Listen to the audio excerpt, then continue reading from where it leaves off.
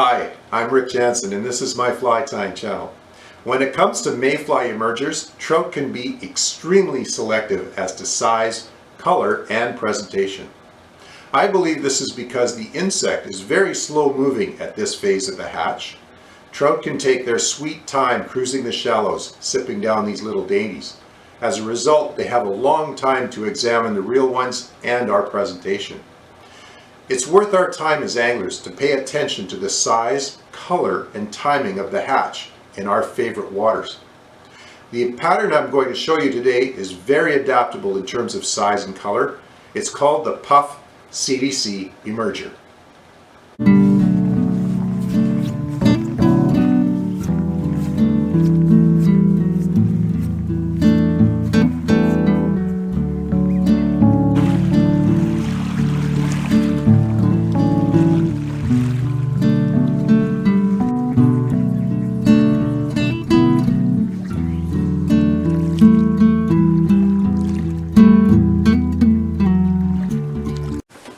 Welcome to my fly bench.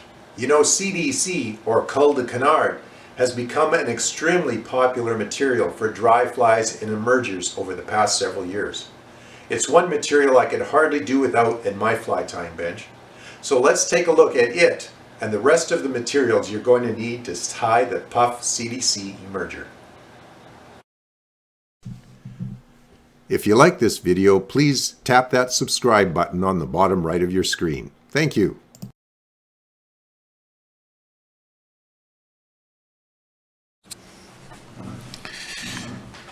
Into the vise I have a Togen's number 16 curved nymph hook. To that I'm going to attach my 6/0 light Cahill tying thread. I'm going to lay down a base of that thread and work my way down to cover the shank of the hook right down to the bend. Now this pattern can be tied well down into number size 20 or 22, and of course you could go up to number 14 with this. It's about as big as I would go. For a tail I am using partridge, and for that we'll just select a few fibers of that. I'm going fairly short. This is a smaller size fly, one of the smaller sizes that I tie. So about 3 or 4 fibers of the partridge will do for a tail, and that represents the shuck of the emerger as the fly is beginning to emerge from the pupal shuck. And we'll give that a little trim there. And for the main part of the body, FX Hollow synthetic peacock quill, and for this particular one I am using the yellow olive. And they come tapered, very nicely tapered. You can see a thin end there and the thicker end as it tapers up. So for a fly of this size, I'm not going to start right at the end. I'm going to tie it in about 3/4 of an inch up from the end to get the right number of wraps and quills for the body. Give that a pinch and tie it into place and trim off the excess there. We'll bring our thread forward to about 2/3 or 3/4 up the hook shank here. We want to leave enough room for the head. So when we tie our CDC in, it'll be about here, about 2 eye lengths behind the eye. Now we wrap this in nice touching turns and not overlapping. We don't mind if a little thread shows through for that light pale olive color, and we just get the synthetic quill up to the thread and then tie off. We've got a little gap there. I think I'll adjust that a little bit. I don't like the look of it. There we go. And then we bring it up to the thread and secure that in place. And this forms the tail or abdomen portion of the fly, as it will draw this part of the fly below the surface of the water. You want the shuck in this part to sink down. Now CDC can be a challenging material to handle, so what I do with the CDC is I'll pinch off a bunch of it off the feather and peel it off the shank, bunch it together by the butts, and then just tie that bunch in with a single wrap, and I'll do that a number of times.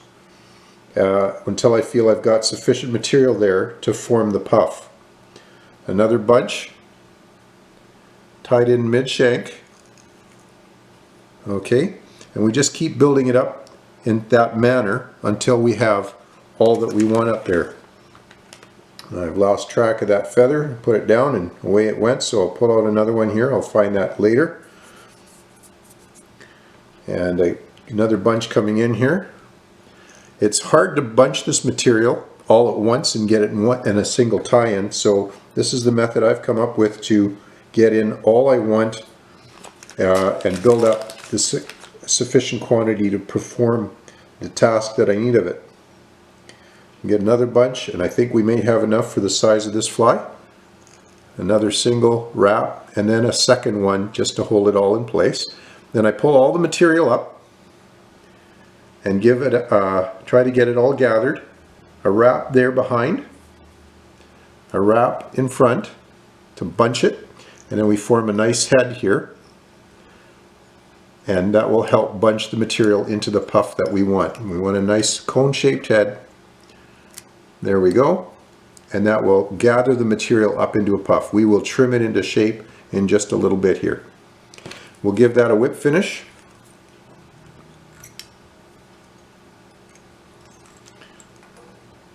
Try to pull some of that material back, not catch any of it. We'll give a good solid 4 wraps.